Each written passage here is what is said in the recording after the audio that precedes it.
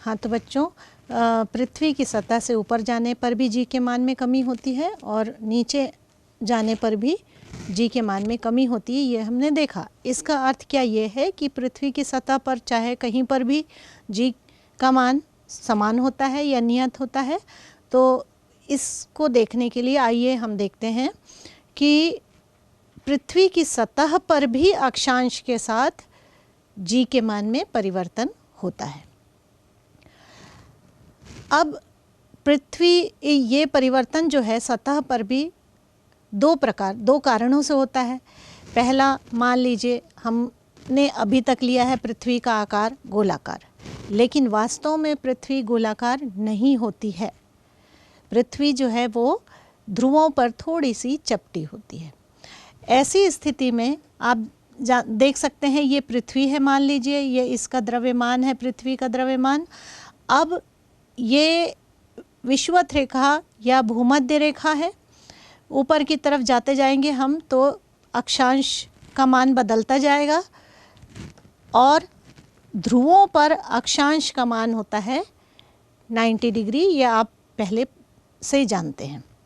तो मान लीजिए कोई वस्तु m द्रव्यमान की वस्तु भूमध्य रेखा पर रखी हुई है, तब आप देख सकते हैं कि पृथ्वी के केंद्र से ये अधिकतम दूरी पर है। ये जो r है ये मैक्सिमम है, पृथ्वी की त्रिज्या, पृथ्वी के केंद्र से दूरी जो है वो मैक्सिमम है। यदि यही वस्तु ध्रुवों पर रखी हुई है तब पृथ्वी के केंद्र से दूरी है मिनिमम। अर्थात यदि हम लें पृथ्वी के आकार के कारण क्या परिवर्तन होता है, तो ध्रुवों पर यदि हम लें पोल पर, जी पोल इक्वल टू क्या होगा, G M M upon R minimum square. अतः ये जी की वैल्यू मैक्सिमम होगी क्योंकि यहाँ पर आर की वैल्यू मिनिमम है। अर्थात ध्रुवों पर गुरुत्वीय त्वरण का मान अधिकतम होता है।